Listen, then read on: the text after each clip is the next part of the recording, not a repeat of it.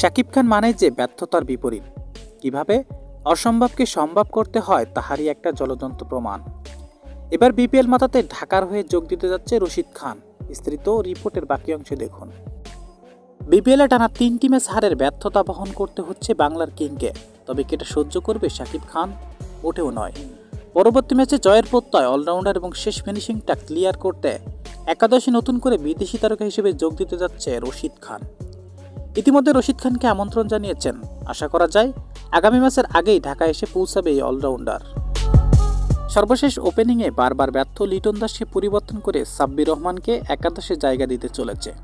এ বিষয়ে আপনার মন্তব্য কি কমেন্ট করতে ভুলবেন না। বিপিএলে মন থেকে আপনি কোন দলকে সাপোর্ট করেন জানিয়ে দেবেন কমেন্ট করে। ধন্যবাদ সবাইকে।